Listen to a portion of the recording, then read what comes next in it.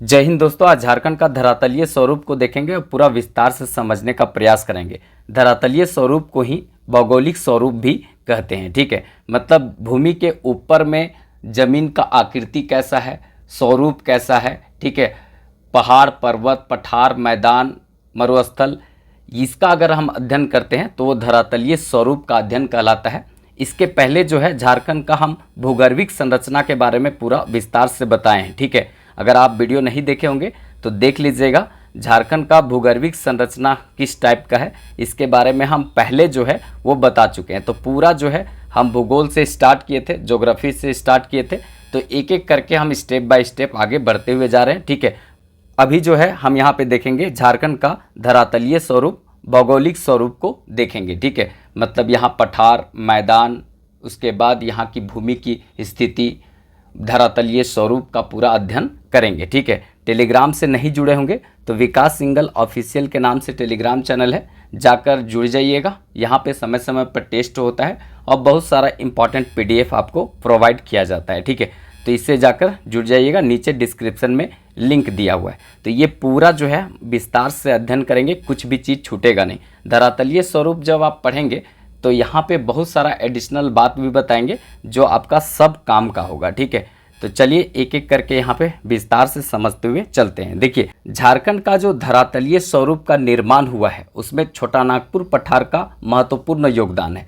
अब ये योगदान कैसे है?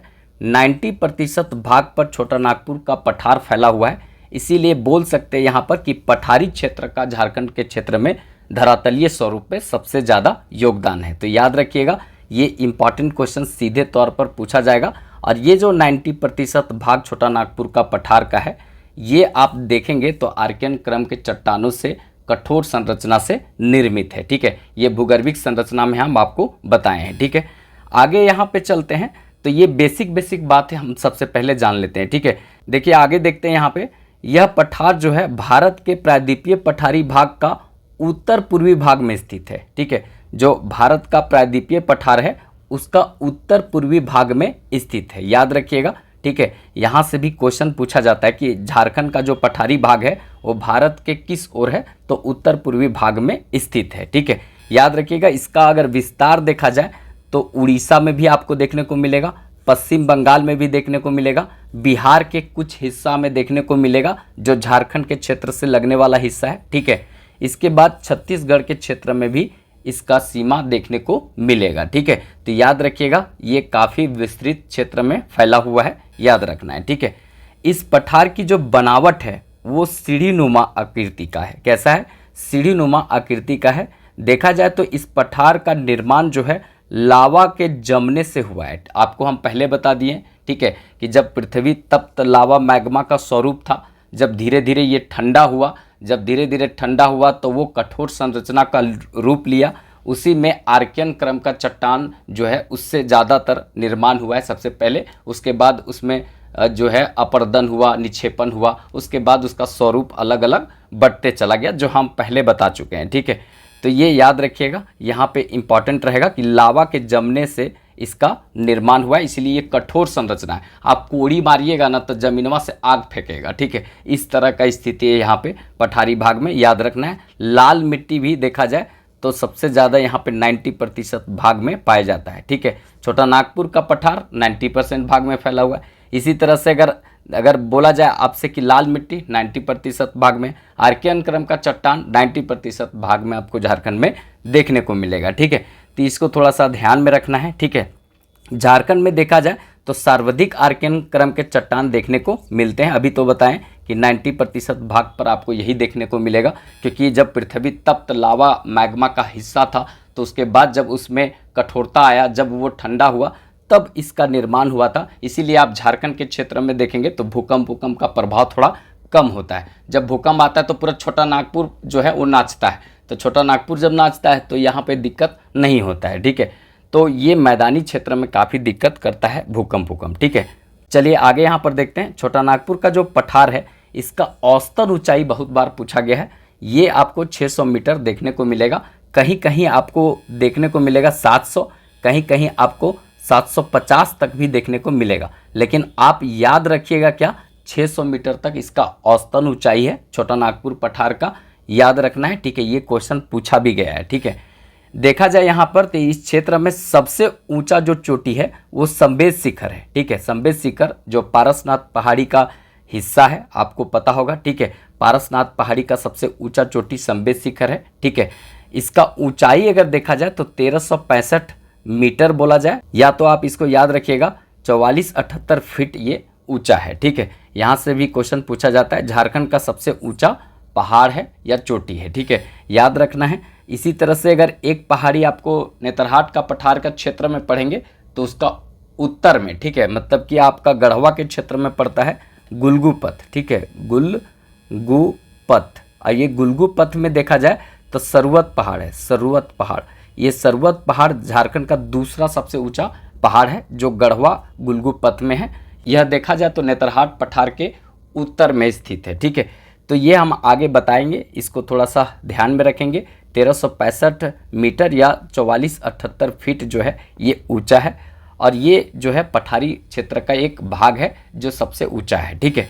अब यहाँ पर एक एक करके हम विस्तार से देखेंगे। जैसे छोटा नागपुर पठार के अंतर्गत जो है क्षेत्र बनता है, उसके बाद पाट क्षेत्र का बनता है, राजमहल पहाड़ी क्षेत्र का बनता है, चाईबासा का मैदान का क्षेत्र बनता है। क्योंकि हम आपको पहले ही बता दिए हैं कि धरातलीय स्वरूप का बात करेंगे तो ऊपर का जो बनावट है वो कैसा है, मतलब कि धरती के ऊपर मैदान कैसा है, मरुस्थल है क्या, उसके बाद पहाड़ कैसा है, पठार कैसा है, ठीक है। उसी तरह से हम झरना उरना को भी थोड़ा देखेंगे। तो इस तरह से जो है ना हम सारा इम्पॉर्टेंट बात यहाँ पर करेंगे, मतलब कि धरातलीय स्वरूप में कुछ भी चीज़ छोड़ेंगे नहीं। तो याद रखिएगा। देखिए सबसे पहले यहाँ पर बात करते हैं पाट क्षेत्र। पाट क्षेत्र जो है वो पश्चिमी पठार कहलाता है। इसको पश्चिमी पठार कहा जाता है क्योंकि ये रांची के पश्चिमोत्तर बोला जाता है, या तो कहीं आप पश्चिमी भी क्षेत्र भी बोल सकते हैं रांची से, ठीक है। रांची अगर यहाँ पर है तो इसका जो क्षेत्र बनता है पाट क्षेत्र का यहाँ बनता है। तो कभी कभी आपको पश्चिमोत्तर मतलब पश्चिम उत्तर में या तो कहीं कहीं पश्चिम में स्थित है ऐसा मिलता है, ठीक है। याद रखेंगे यहाँ पर इस भाग का निर्माण जो है इयोसीन काल में हुआ था। अगर आप अच्छे से पढ़े होंगे, मतलब कि भूगर्भिक संरचना को अच्छे तरीक़ा से पढ़े होंगे तो यहाँ पे दिक्कत नहीं होगा समझने में। इस भाग का निर्माण जो है इयोसीन काल में हुआ है। कब हुआ है? तो इयोसीन काल में हुआ है, याद रखना है, ठीक है। अगर यहाँ पर देखा जाए तो पाट का अर्थ क्या होता है, सिंपल भाषा में देखा जाए तो पाट का अर्थ क्या होता है, समतल भूमि, मतलब पाटा हुआ, मतलब समतल किया हुआ भूमि को पाट क्षेत्र कहा जाता है, ठीक है। देखिए यहाँ पे जो पारसनाथ पहाड़ी है उसके अतिरिक्त अगर बात किया जाए तो झारखंड का सबसे ऊंचा भूभाग इसको कहते हैं पाट क्षेत्र को। मतलब पारसनाथ पहाड़ी को अगर आप छोड़ देते हैं तो उसके अतिरिक्त अगर कोई सबसे ऊंचा क्षेत्र झारखंड में है तो वो कौन सा है, तो यही है आपका पाट क्षेत्र है। नेतरहाट का पठार, जमीरा का पठार, गणेशपुर का पठार, मतलब ये लातेहार के क्षेत्र में है, जो पारसनाथ पहाड़ी के बाद दूसरा सबसे ऊंचा पहाड़ी क्षेत्र माना जाता है, ठीक है।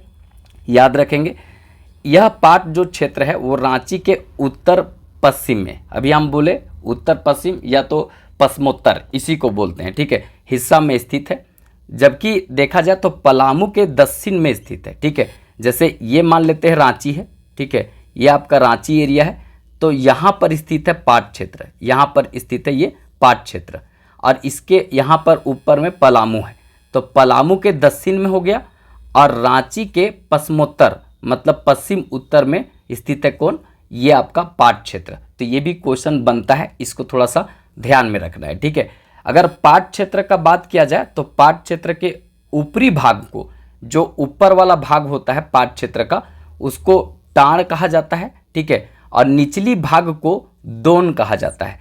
जो नीचे वाला भाग है पाट क्षेत्र का उसको दोन कहते हैं, मतलब कि, और याद रखना है ऊपरी वाला भाग को क्या कहा जाता है, तो ऊपरी वाला भाग को टाण कहा जाता है। ये इंपॉर्टेंट है, याद रखना है, ठीक है। देखिए पाट क्षेत्र का जो आकृति है कैसा है, त्रिभुजाकार। त्रिभुजाकार का मतलब इन सेंस इस टाइप का है, ठीक है, इस टाइप का पाट क्षेत्र है। अब ये जो है आपका क्या है, पाट क्षेत्र। अब यहाँ पर देखा जाए तो ये सर्वाधिक भाग आपको लातेहार में देखने को मिलेगा। अगर ये एरिया अगर कवर करता है तो ये एरिया करता है लातेहार, लातेहार को कवर करता है। अगर यहाँ पर बात किया जाए तो ये थोड़ा सा एरिया लोहरदग्गा को कवर करता है, और ये जो एरिया आप देखने को मिल रहा है ये गुमला को कवर करता है, गुमला को कवर करता है। तो ये जो पाट क्षेत्र है ये लोहरदग्गा, उसके बाद लोहरदग्गा, लातेहार और गुमला के क्षेत्र में व्यापक स्तर से फैला हुआ है, लेकिन सर्वाधिक पाट क्षेत्र जो है वो आपको लातेहार में देखने को मिलेगा। और इस क्षेत्र में जो मिट्टी है ना, आपका मिट्टी जो इस क्षेत्र में देखने को मिलेगा, यहाँ पे मृदा देखने को जो मिलेगा, मिट्टी जो मिलेगा वो लेटेराइट होगा, ठीक है, लेटेराइट यहाँ पर देखने को मिलेगा। इसलिए यहाँ पर कि बारिश ज़्यादा होता है, मतलब देखेंगे तो 180 सेंटीमीटर तक यहाँ पर बारिश होता है। झारखंड में सर्वाधिक बारिश नेतरहाट के क्षेत्र में होता है, ठीक है। तो लेटेराइट मिट्टी जहाँ पर ज़्यादा बारिश होता है वहाँ पर आपको देखने को मिलेगा। तो याद रखेंगे ये त्रिभुजाकार है और लातेहार, लोहरदग्गा, गुमला के क्षेत्र में व्यापक स्तर से फैला हुआ है, ठीक है। इसका औसतन ऊंचाई अगर देखा जाए, इसका समुद्र तल से औसतन ऊंचाई कितना है तो 900 मीटर से लेकर के देखा जाए ये 1100 मीटर तक फैला हुआ है, ठीक है। औसतन ऊंचाई जो है 900 से 1100 मीटर आपको देखने को मिलेगा। 900 मीटर से 1100 मीटर तक ये फैला हुआ है। किसकी ऊंचाई है आप मीटर में याद रखेंगे, 900 मीटर से लेकर के 1100 मीटर तक इसका मतलब ऊंचाई देखने को मिलेगा, ठीक है, याद रखना है। औसतन ऊंचाई 900 मीटर है, ठीक है। झारखंड में देखा जाए तो झारखंड में पाट क्षेत्र कौन सा है, तो झारखंड में पाट क्षेत्र जिसका ऊंचाई यहाँ पर आपको देखने को मिलेगा तो नेतरहाट का जो पाट क्षेत्र है, नेतरहाट का पठार है 1180 मीटर है। ये क्वेश्चन पूछा भी गया है, पूछा भी जाता है। नेतरहाट का पठार जो है 1180 मीटर है, याद रखना है। गणेशपुर का पठार जो है, ठीक है, वो गणेशपुर का पठार आपको देखने को मिलेगा तो ये 1171 है। जमीरा का पठार जो है, जमीरा का जो पठार है ये आपको देखने को मिलेगा 1142 मीटर है, ठीक है। तो गणेशपुर का पठार, जमीरा का पठार और नेतरहाट का पठार। नेतरहाट का पठार का ऊंचाई भी थोड़ा याद रखिएगा, अच्छा क्वेश्चन यहाँ से बनता है, ठीक है। तो ये जितना भी हम बता रहे हैं, एडिशनल जो बातें बता रहे हैं, सब आपका काम का है, ठीक है। सबसे ज़्यादा बारिश जो है वो नेतरहाट का पठारी क्षेत्र में होता है 180 सेंटीमीटर। जिला में बोला जाए तो हजारीबाग में सबसे ज़्यादा बारिश होता है, ठीक है। तो इसको याद रखिएगा। आगे हम यहाँ पे चलते हैं। इस क्षेत्र में उत्तरी कोयल नदी, ठीक है, इस क्षेत्र में देखा जाए उत्तरी कोयल नदी, शंख नदी और दामोदर नदी का उद्गम स्थल देखा जा सकता है, ठीक है। यहाँ पर जो है ये पाट क्षेत्र, जिस पाट क्षेत्र का भी हम बात यहाँ पर कर रहे थे, तो ये पाट क्षेत्र से बहुत सारी नदियाँ भी निकलती है। कुल मिला के उत्तरी कोयल का भी कहीं ना कहीं संबंध यहाँ से है। शंख नदी जो है चैनपुर गुमला के क्षेत्र से निकलती है, ठीक है, जो छत्तीसगढ़ और झारखंड के बीच जो है सीमा का निर्माण करती है। तो ये नदी, इसके बाद दामोदर नदी लातेहार के टोरी क्षेत्र से निकलती है और उत्तरी छोटा नागपुर और दक्षिणी छोटा नागपुर को अलग अलग भागों में बांटने का काम करती है। बीच से निकलती है, करमाली जनजाति जो है इसकी पूजा करते हैं, ठीक है। याद रखेंगे ये दुनिया का सबसे प्रदूषित नदी दामोदर नदी है, झारखंड की सबसे बड़ी नदी है। बंगाल की शोक भी इसे कहा जाता है, बंगाल का शोक भी इसे कहा जाता है, ठीक है। तो ये याद रखिएगा, ये सब क्वेश्चन कहीं ना कहीं पूछा जाता है। दामोदर वैली जो प्रोजेक्ट है वो 1948 ईस्वी में लगाया गया था, ठीक है। तो ये याद रखना है। इसमें 8 बांध है दामोदर नदी पर और एक अवरोधक बांध है कि पश्चिम बंगाल जो है दहल ना जाए, उसको पूरा तरीका से बचाने के लिए एक अवरोधक बांध बनाया गया है, जिससे कि इसका स्पीड जो है वो कम किया जा सके। क्योंकि देखिए ये जो है ना पाट क्षेत्र से निकलती है, तो ऊंचाई से निकलकर जब बहती है तो इसका स्पीड बहुत ज़्यादा हो जाता है, तो बंगाल जो है वो दहल जाता है, वहाँ पे पूरा तरीका से उसको बहा के रख देता है। इसीलिए उसको जगह जगह पर बांध बना करके उसका स्पीड को कम किया गया है, ठीक है। याद रखना है, यहाँ पे इंपॉर्टेंट रहेगा, यह पाट क्षेत्र जो है वो तस्तरी नुमा बारवे का मैदान का हिस्सा है। ये बहुत अच्छा क्वेश्चन बन सकता है, ठीक है, अभी तक बना नहीं है। तस्तरी नुमा बारवे मैदान का हिस्सा है कौन, पाट क्षेत्र, याद रखिएगा। ये कहाँ पे ज़्यादातर है तो लातेहार के क्षेत्र में है। लातेहार में सर्वाधिक जंगल प्रतिशत में आपको देखने को मिलेगा। घूमने वाला जगह है, ठीक है। लातेहार नेतरहाट में आपको जो है 1954 ईस्वी में एक स्कूल बना था, नेतरहाट स्कूल, लड़कों के लिए है। तो ये जो है इम्पॉर्टेंट रहेगा, बहुत बार पूछा भी गया है। और लातेहार फील्ड फायरिंग रेंज भी यहाँ पर है, ठीक है, इसको याद रखना है, इम्पॉर्टेंट रहेगा। चलिए दूसरा नंबर इम्पॉर्टेंट देखते हैं यहाँ पे, रांची का पठार। रांची का पठार को हम दूसरे रूप में बोल सकते हैं दक्षिणी छोटा नागपुर का पठार, ठीक है। रांची का पठार को क्या बोलते हैं, दक्षिणी छोटा नागपुर का पठार बोलते हैं। अब देखा जाए तो ये रांची का जो पठार है और हजारीबाग का पठार है उसको अलग करने का काम करती है कौन? दामोदर नदी। ठीक है, यहाँ पे दामोदर नदी इन दोनों को अलग करने का काम करता है। लातेहार टोरी क्षेत्र से निकल करके ऐसे बहता है, तो ऊपर में हो गया उत्तरी छोटा नागपुर और निचवा में हो गया दक्षिणी छोटा नागपुर। तो इस तरह से दो भागों में बांटने का काम कौन करता है? तो ये दामोदर नदी करता है। ठीक है, याद रखना है रांची का पठार का जो समुद्र तल से ऊंचाई है, औसतन ऊंचाई है 600 मीटर है। ठीक है, याद रखना है रांची का जो पठार है उसका समुद्र तल से औसतन ऊंचाई 600 मीटर है। ठीक है, इसकी आकृति चौकोर है। आकृति कैसा है? चौकोर है, याद रखना है। ठीक है, आगे यहाँ पर बात किया जाए, इस पाट क्षेत्र से निकलने वाली नदियों में जो है ढाल अधिक होता है। मतलब इस क्षेत्र में जो निकलता है कोई भी नदी, तो यहाँ पे ढाल बहुत अधिक होने के कारण कई जलप्रपातों का निर्माण यहाँ पर देखने को मिलेगा, नदियाँ करती है। ठीक है, अब इसमें बूढ़ाघाट जलप्रपात, ठीक है, बूढ़ाघाट जलप्रपात जो है लातेहार के क्षेत्र में पड़ता है। ठीक है, ये याद रखना है। बूढ़ाघाट जलप्रपात झारखंड का सबसे ऊंचा जलप्रपात है। लोधाघाट जलप्रपात इसको बोलते हैं। ठीक है, इसके बाद जो है हुंड्रू जलप्रपात जो है स्वर्णरेखा नदी पर है। ठीक है, उसके बाद दसम जलप्रपात कांची नदी पर है। जोन्हा जलप्रपात राड़ू नदी पर है। इसके बाद सोनवा जलप्रपात, पंगुरा जलप्रपात, मतलब दक्षिणी छोटा नागपुर के क्षेत्र में बहुत ज़्यादा जलप्रपात आपको देखने को मिलेगा। ठीक है, तो वहाँ पर आपको देखा जाए तो रांची को इसीलिए बोला जाता है झरनों का शहर बोला जाता है। ठीक है, जलप्रपातों की नगरी, झरनों का शहर इसको बोलते हैं, क्योंकि यहाँ पे बहुत ज़्यादा जलप्रपात जो है फॉल देखने को मिलेगा। ठीक है, वाटरफॉल आपको देखने को मिलेगा। ठीक है, तो ये याद रखना है, अच्छा क्वेश्चन यहाँ से भी बन सकता है। ठीक है, चलिए यहाँ पे आगे देखते हैं जो इम्पोर्टेंट रहेगा। इस पठारी भाग का जो ऊपरी हिस्सा है क्या बोलते हैं? तो ऊपरी हिस्सा को टाण बोला जाता है। जो ऊपरी हिस्सा जो होता है उसको टाण बोला जाता है। गांव तरफ बोलता है कि चलो टड़िया में काम करने के लिए। ठीक है, तो काम करने के लिए टाण में जाने के लिए मतलब कि जो ऊंचा भूमि है ना उसको टाण बोला जाता है, और निचली भूमि जो नीचे होता है उसको दोन कहा जाता है। दोन कहा जाता है।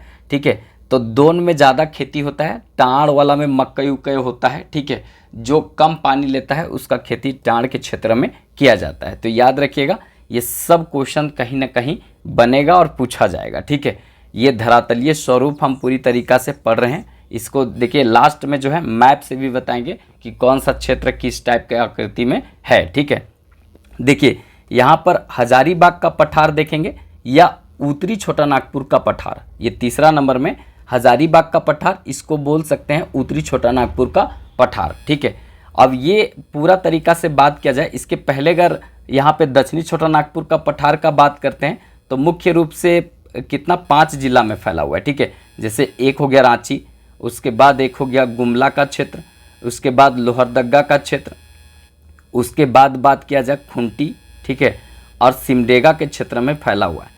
सिमडेगा के क्षेत्र में ये फैला हुआ है मुख्य रूप से। ठीक है, इसी तरह से अगर हजारीबाग का पठार का बात करें, उत्तरी छोटा नागपुर का पठार, मुख्य रूप से अगर देखा जाए तो 7 जिला में आपका इसका विस्तार देखने को मिलेगा। जैसे एक तो हो गया हजारीबाग जहाँ पर मुख्यालय भी है। ठीक है, इसके बाद रामगढ़ इसी से अलग होकर बना है। ठीक है, इसके बाद गिरिडीह, ठीक है, गिरिडीह का क्षेत्र आपको देखने को मिलेगा। चतरा भी देखने को मिलेगा। बोकारो, ठीक है, बोकारो का क्षेत्र, और धनबाद का क्षेत्र ये देखने को मिलेगा।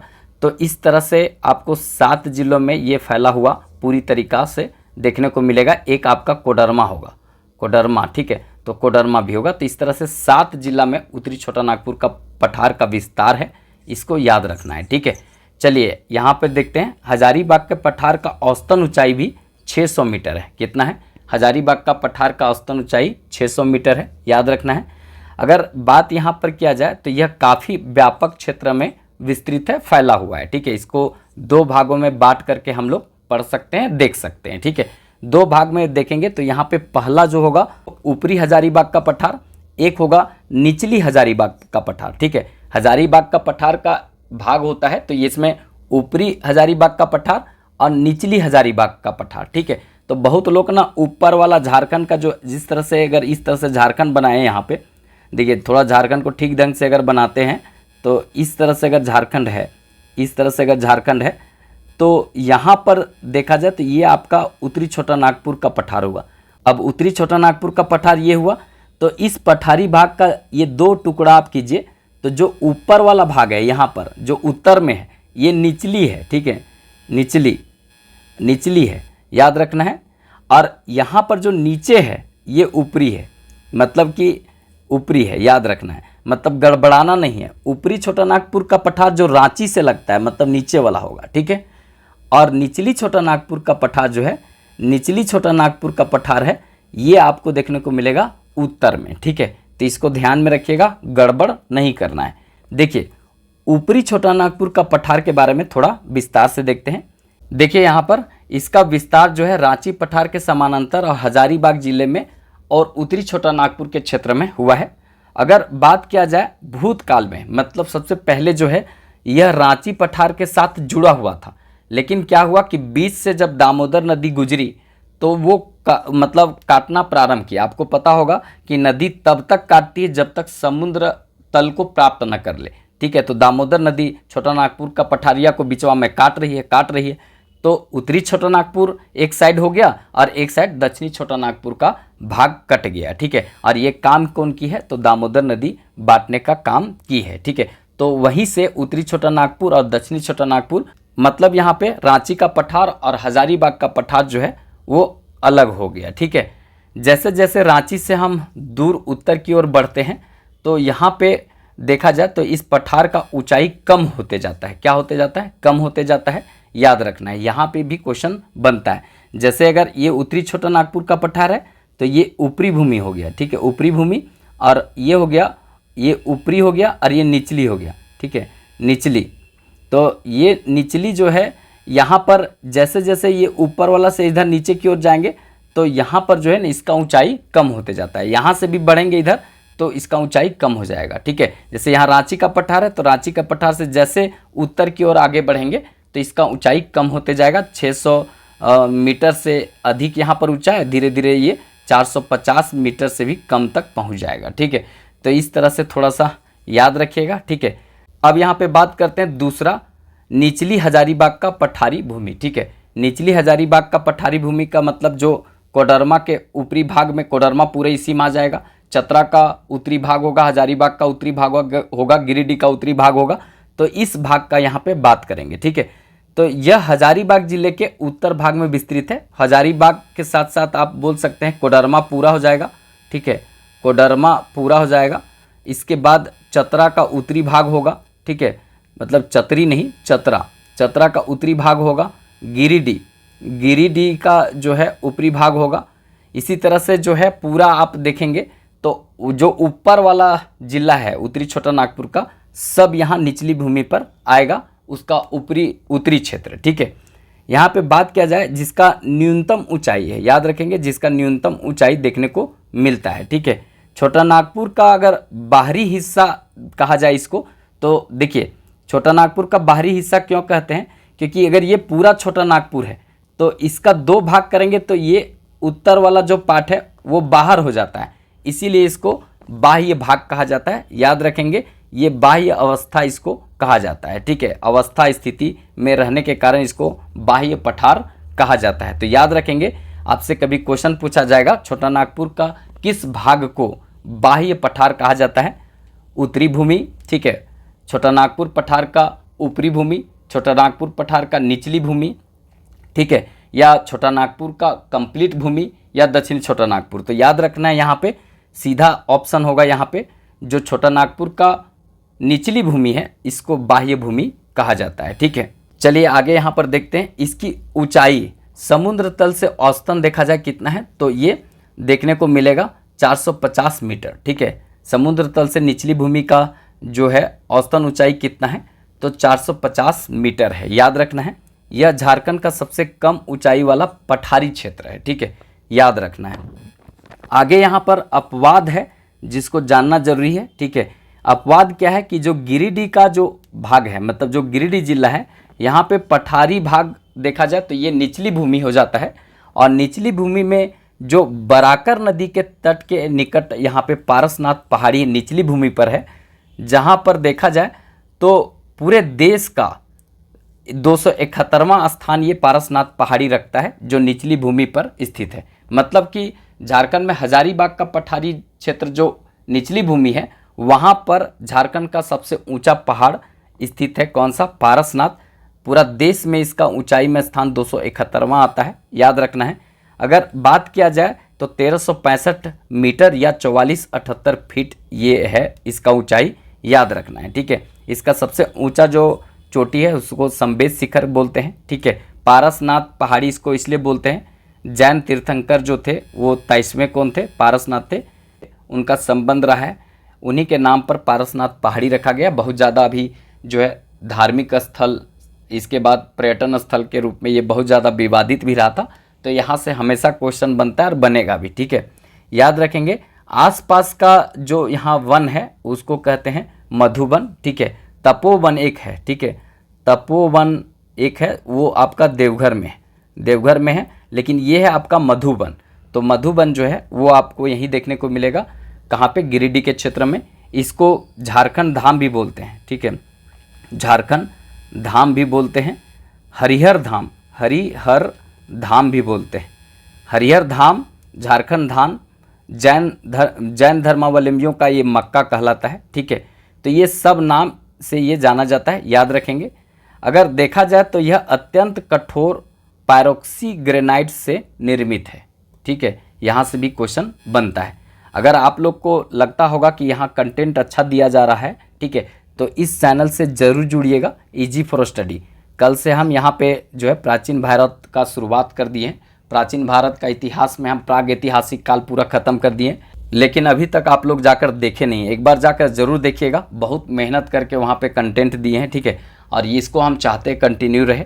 तो ये इजी फॉर स्टडी को एक बार सर्च कीजिएगा और नीचे डिस्क्रिप्शन में लिंक भी मिल जाएगा, जाकर एक बार ज़रूर चेक कीजिएगा, ठीक है। कम से कम 1000 व्यू अगर एक दिन में आ जाता है तो हम दूसरा तुरंत वहाँ पे वीडियो देंगे। इस तरह से यहाँ सामान्य अध्ययन और करंट अफेयर का वीडियो देंगे। बस थोड़ा सा आप लोग यहाँ पे सपोर्ट कीजिएगा, ठीक है। चलिए यहाँ पे आगे देखते हैं। राजमहल की पहाड़ी एवं मैदानी क्षेत्र, ठीक है, ये चौथा नंबर है। यहाँ से भी क्वेश्चन बनता है। देखिए यह क्षेत्र जो है नदी घाटी और मैदानी क्षेत्र से मिल करके निर्मित हुआ है। यहाँ पर आपको मयूराक्षी नदी देखने को मिलेगा, ब्राह्मणी नदी देखने को मिलेगा, अजय नदी देखने को मिलेगा, और सबसे इम्पॉर्टेंट जो है साहेबगंज वाला क्षेत्र, जो झारखंड इस तरह से है, तो साहेबगंज वाला क्षेत्र से गंगा नदी झारखंड से गुजरती है। सबसे कम प्रवाहित गंगा नदी झारखंड में ही होती है, साहेबगंज से। तो यहाँ पे आपको इसके आसपास में मैदानी क्षेत्र देखने को मिलेगा। देखिए गंगा नदी जो है वो देखा जाए, यहाँ पे गंगा नदी जो है वो 5 राज्यों से गुजरती है, 5 राज्यों से होकर के गुजरती है। उसमें सबसे कम जो है वो यहीं पर झारखंड से होकर के गुजरती है। सबसे अधिक जो है उत्तर प्रदेश से होकर के गुजरती है, लेकिन सबसे कम झारखंड से होकर के गुजरती है, जहाँ पे मैदानी क्षेत्र का भी निर्माण होता है। तो इस तरह से अगर देखा जाए तो यहाँ पे नदियों के घाटी क्षेत्र में काफ़ी मैदान देखने को आपको मिलेगा, ठीक है। देखिए यहाँ पे आगे देखते हैं। यह पठारी क्षेत्र जो है समुद्र तल से इसका औसतन ऊंचाई 150 मीटर से लेकर के 300 मीटर तक ऊंचा है, याद रखिएगा, ठीक है। पाट क्षेत्र राजमहल का पठारी क्षेत्र जो है वो 150 से 300 मीटर ऊंचा है, ठीक है। देखिए यहाँ पे आगे चलते हैं। इस क्षेत्र में स्थित राजमहल की पहाड़ी तक इसका पूरा विस्तार आपको देखने को मिलेगा। राजमहल पहाड़ी जो है वो साहेबगंज, ठीक है, गोड्डा, इसके बाद देखने को मिलेगा पाकुड़, दुमका तक इसका विस्तार है, ठीक है। ये पहाड़ी क्षेत्र जो है पूरा तरीका से देखा जाए तो लगभग 2000 वर्ग किलोमीटर क्षेत्र में फैला हुआ है। 2000 वर्ग किलोमीटर क्षेत्र में ये राजमहल पहाड़ी क्षेत्र फैला हुआ है। यहीं पर ये पठारी क्षेत्र आपको देखने को मिलेगा, जिसका औसतन ऊंचाई 150 से 300 मीटर है, ठीक है। आगे यहाँ पर बात किया जाए, इस पठारी क्षेत्र का पूरे तरीका से जो नुकीला भाग है, नुकीला भाग मतलब कि इस तरह से सुई जैसा होता है। नुकीला भाग जो होता है उसको क्या कहा जाता है? तो याद रखना है, इसको टोंगरी कहा जाता है, ठीक है, टोंगरी। और इसका जो गुंबदाकार भाग होता है, जो गुंबद जैसा संरचना इस तरह से होता है, इसको क्या कहा जाता है? तो डोंगरी कहा जाता है, ठीक है, याद रखना है, डोंगरी कहा जाता है। यहाँ से भी क्वेश्चन पूछा जाता है, इंपॉर्टेंट है, ठीक है। नुकीला भाग को टोंगरी और गुंबदाकार भाग को डोंगरी कहा जाता है, ठीक है। देखिए नुकीला भाग जो है ना, नुकीला भाग जो है वो टंगरी में चुभता है, ठीक है। टंगरी मतलब पैर होता है, तो चुभता है, इसीलिए यहाँ पे टंगरी मतलब याद रखेंगे टोंगरी, ठीक है। अब गुंबदाकार भाग पर तो लोग आदमी चल सकता है, तो इसको डोंगरी कहते हैं, ठीक है।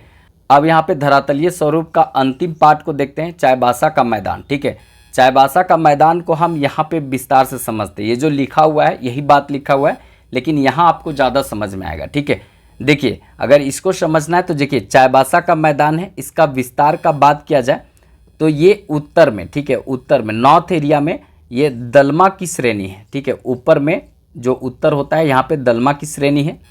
दक्षिण का बात करें, साउथ का बात करें तो दक्षिण में कोल्हान पहाड़ी है। ठीक है, दक्षिण में कोल्हान पहाड़ी है। पूरब भाग में बात करें, ईस्ट में बात करें तो ये ढालभूम का श्रेणी है। ठीक है, ढालभूम का श्रेणी है। और पश्चिम में बात करें, ठीक है, वेस्ट में बात करें तो यहाँ पर कौन सा है तो सारंडा वन है। ठीक है, याद रखना है सबसे घना बसा वन है, पश्चिमी सिंहभूम का क्षेत्र में ये पूरा एरिया पड़ता है। ठीक है, और पश्चिमोत्तर मतलब कि उत्तर पश्चिमी भाग में पोरहाट का पहाड़ी क्षेत्र है। ठीक है, ये याद रखेंगे। यहाँ से इम्पोर्टेंट क्वेश्चन बनेगा, यहाँ से सिंपल बनता है कि चाईबासा का मैदान का फैलाव कहाँ तक है और किस ओर है। ठीक है, तो ये सब याद रखिएगा कि उत्तर में किस ओर है, मतलब उत्तर में कौन सा है, दक्षिण में कौन सा है, फिर पूरब में क्या है, पश्चिम में क्या, ये सब इम्पोर्टेंट बात को थोड़ा ध्यान में रखेंगे। ठीक है, तो जितना भी बात हो सकता था ये हम बताने का प्रयास किया। थोड़ा सा हम मैप से भी बता देते हैं। ठीक है, आपको समझ में आ जाएगा बेसिक बात, जितना भी बताएंगे इसको ध्यान से देखिएगा। हम केवल रंग आपको यहाँ पे डाल करके समझा दे रहे हैं। ठीक है, इसको आप लोग एक बार देख लीजिएगा। देखिए राजमहल का अगर फैलाव का बात करेगा तो ये एरिया जो है वो पूरा राजमहल है। ठीक है, यहाँ पर अगर आपसे पूछा जाएगा कौन सा एरिया में है तो ये वाला जो जोन आप झारखंड का देख रहे हैं ये पूरा राजमहल का एरिया है। ठीक है, कौन सा एरिया है तो याद रखिएगा ये एरिया राजमहल है। क्या है, राजमहल है। ठीक है, राजमहल का पहाड़ी क्षेत्र 2000 वर्ग किलोमीटर में फैला हुआ है, याद रखना है। अगर आप अच्छे से देख पा रहे होंगे तो ये आपका गोड्डा हो गया, उसके बाद साहेबगंज, पाकुड़ और दुमका में इसका विस्तार आपको देखने को मिलेगा। ठीक है, बाकी गंगा नदी वाला क्षेत्र मैदानी है तो उसको हम यहाँ पर दर्शाए नहीं है। ठीक है, अगर अब यहाँ पे बात करते हैं नेक्स्ट, ये आपका बात यहाँ पर होता है उत्तरी छोटा नागपुर का। ठीक है, अब उत्तरी छोटा नागपुर का अगर बात किया जाए तो ये वाला एरिया पूरा उत्तरी छोटा नागपुर का है। ठीक है, यहाँ से अगर आप देखने को मिलेगा आपको ऐसे वाला जो पूरा एरिया, ये जो है ना आपका उत्तरी छोटा नागपुर का एरिया है। कौन सा एरिया है तो ये उत्तरी छोटा नागपुर का एरिया है से। ठीक है, अब ये यहाँ तक है, ये पूरा ऐसे तक फैला हुआ है, ये उत्तरी छोटा नागपुर का एरिया है। ये जो पूरा है वो उत्तरी छोटा नागपुर का एरिया है, मतलब कि इसको बोलते हैं हजारीबाग का पठार है ये। ठीक है, अब ये हजारीबाग का पठार का क्षेत्र है तो यहाँ पर भी इसको दो भाग में बांटा गया है, जो हम पहले आपको बताए हैं कि इसको दो भाग में बांटा गया है। एक हजारीबाग का देखिए बीच से ऐसे काटा गया है, ये निचली हो गया। ठीक है, ये निचली भूमि हो गया और ये हो गया ऊपरी। तो ऊपरी वाला ऊंचा है और ये निचली वाला जो है वो नीचा है। ठीक है, ये थोड़ा सा याद रखना है। ठीक है, इसी तरह से अगर हम नेक्स्ट दूसरा कलर ले लें तो यहाँ पर जो है दूसरा कलर में हम बताते हैं ये एरिया, ये आपका दक्षिणी छोटा नागपुर है। ठीक है, ये दक्षिणी छोटा नागपुर का मतलब रांची का पठार है। ये आपका जो है फैलाव कौन सा है तो ये रांची का पठार है, इसको याद रखेंगे। ठीक है, ये रांची का पठार है। अब ये रांची का पठार जो है वो 5 जिला में मुख्य रूप से फैला हुआ है, इसको हम आपको बता दिए हैं। ठीक है, अब ये पूरा तरीका से देखा जाए तो यहाँ पे संप्राय मैदान का हिस्सा, विश्व का एकमात्र संप्राय मैदान, मतलब एक पहाड़ चढ़िए उसके बाद ऊपर चल जाइएगा तो आपको लगेगा कि पूरा मैदान है। ठीक है, तो ये आपका संप्राय मैदान का हिस्सा है, ये रांची का पठार। ठीक है, रांची का पठार है। ठीक है, ये रांची का पठार है, याद रखना है। ठीक है, इसी तरह से अगर बात यहाँ पर नेक्स्ट किया जाए तो नेक्स्ट एकदम हरा कर देते क्योंकि ये हरियाली वाला क्षेत्र में है। यहाँ पर जो फैला हुआ ये एरिया मिलेगा, ये एरिया इस तरह का पूरा इस तरह का जो एरिया मिलेगा, ये आपका जो है थोड़ा सा इसका बनावट अलग है। हम इसको फिर से हम कर देते हैं। देखिए ये जो एरिया अगर आप देख रहे हैं ये एरिया इस तरह से कुछ बना हुआ है और ये एरिया है आपका पाट क्षेत्र। ठीक है, जो ग्रीन जोन बनाए हैं ये कौन सा एरिया है तो पाट क्षेत्र है। ठीक है, ये है पाट क्षेत्र, याद रखिएगा, सीधे पूछेगा पाट क्षेत्र है। यहाँ पर लातेहार में भी देखने को मिलेगा, फिर लोहरदगा में और गुमला के क्षेत्र में इसका विस्तार देखने को मिलेगा। ठीक है, तो ये जो आप पूरा तरीका से देख रहे हैं ये कहीं ना कहीं हिस्सा है, वैसे आसपास के क्षेत्र में भी इसका विस्तार है। ठीक है, इसके बाद चाईबासा का मैदान का बात करें तो यहाँ पर आपको चाईबासा का मैदान, आपको ये यहाँ पर चाईबासा का मैदान आपको देखने को मिल जाएगा। ये जो है चाईबासा का मैदान, और ये पूरा एरिया इसी के अंतर्गत मैदानी क्षेत्र आता है। ठीक है, तो ये हम आपको पूरी तरीक़ा से समझाने का प्रयास किए जो झारखंड का धरातलीय स्वरूप कैसा है, भौगोलिक स्वरूप कैसा है। ठीक है, भौगोलिक स्वरूप मतलब ऊपरी बनावट, और भूगर्भिक संरचना का मतलब जो ज़मीन के अंदर का बनावट के बारे में बात हम दोनों का कर चुके हैं।